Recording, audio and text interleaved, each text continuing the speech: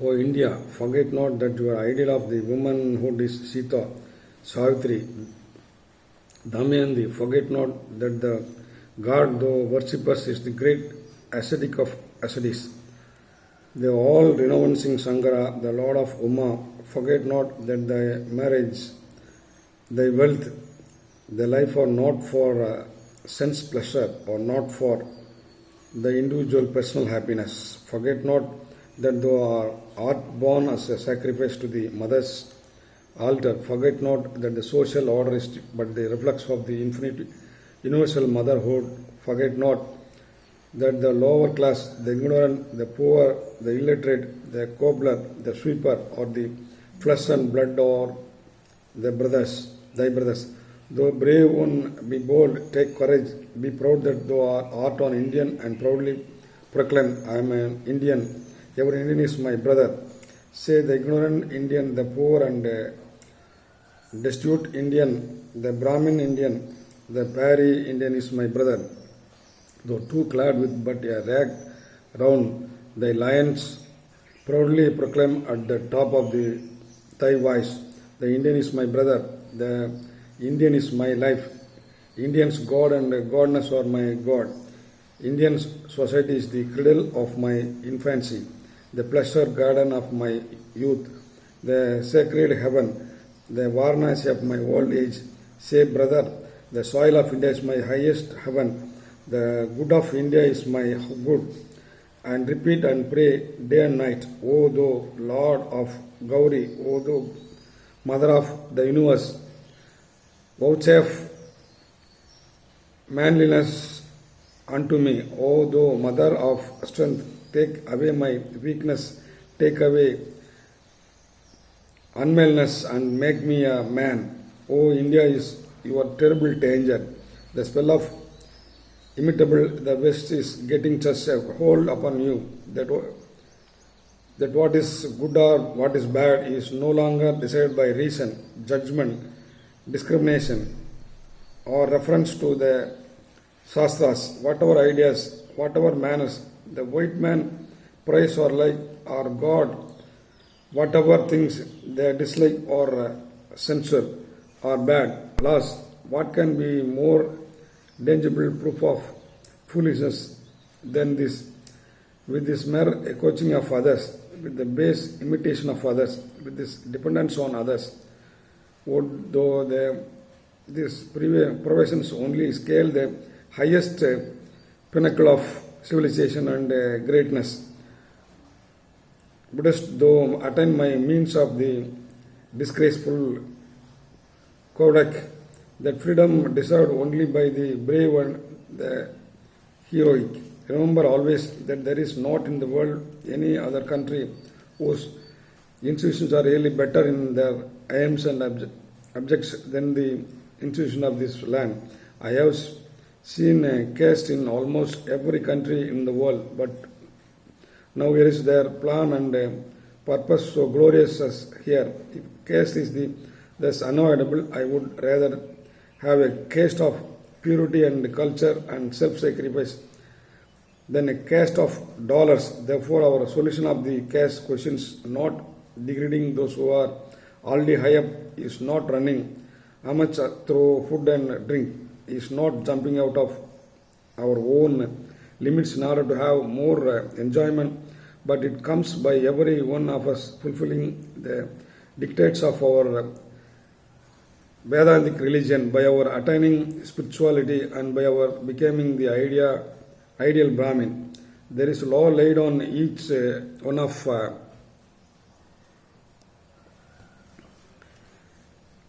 There is a law laid on each one of you in this land by your ancestors.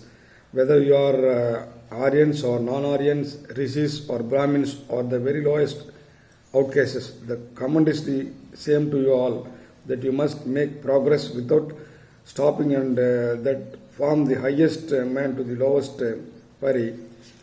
Everyone is this country has to try and become the ideal Brahmin. Our ideal is the Brahmin of spiritual culture and reunification. By the Brahmin's ideal, what do I mean? I mean the ideal Brahminness in which worldwidness is altogether absent and true wisdom is abundantly present. That is the ideal of the Hindu race. It was become a triad saying that idolatry is wrong and every man swallows it at the present time without questioning. I once thought so, and to pay the penalty of that, I had to learn my lessons sitting at the feet of man who realized everything through ideals. I allude to Ramakrishna Paramahamsa. If such Ramakrishna Paramahamsas are produced by ideal worship, what will you have the reformer creed or any other of ideals? I want an answer. Take 1,000 ideals more if you can produce Ramakrishna Paramahamsa through ideal worship, and may God speed up you produce such noble natures by any means you can. Your ideality is condemned. Why? Nobody knows, because some hundreds of years ago some men of Jewish blood happened to condemn it. That is, he happened to condemn everybody else's ideals except his own. If God is represented in any beautiful form or any symbolic form, said the Jew, it is awful bad, it is sin. But if he is represented in the form of a chest with two angles sitting on each side and cloud hanging over it, it is a holy of holies. If God comes in the form of a dove, it is holy. But if he comes in the form of cow, it is heathen, superstition, condemn it. That is how the world goes. Shall India die? Then from the world all spirituality will be extinct, all moral perfection will be extinct, all sweet souled sympathy for religion will be extinct, all idolatry will be extinct, and its place will regain the duality of lust and luxury as the male and female deities, with money as its priest, fraud, force and competition its ceremonies, and the human soul its sacrifice. Such a thing can never be. The power of suffering is infinitely greater than the power of doing. The power of love is infinitely of great potency than the power of hatred. India will be raised not with the power of the flesh but with the power of the spirit, not with the flag of destruction but with the flag of peace and love. The gap of the sannyasin, all of the divinity with you, which will enable you to bear hunger and thirst, here and heat and cold, sitting in luxurious homes, surrounded with all comfort of life, and doling out a little amateur religion may be good for other lands, but India has a truer instinct. It undoubtedly directs the mass. You must give up, be great. No great work can be done without sacrifice. Lay down your comforts, your pleasures, your name, fame or position, may even lower lives and make a bridge of human chains over which millions will cross this ocean of life. Bring all forces of good together. Do not care under what banner you march. Do not care what be your color, green, blue or red, but mix all colors up and produce that intense glow of white, the color of love. Ours is to work. The results will take care of themselves. I do not see into the future, not do I care to see, but one vision I see clear as life before me, that the ancient mother has awakened once more, sitting on her throne, rejuvenated, more glorious than ever. Proclaim him to all the world with the voice of peace and benediction. Feel therefore my would-be reformers, my would-be patriots, do you feel that millions and millions of the descendants of gods and of sages have become next door neighbors to brutish? Do you feel that millions are starving today and millions have been starving for ages? Do you feel that ignorance has come over the land as dark cloud?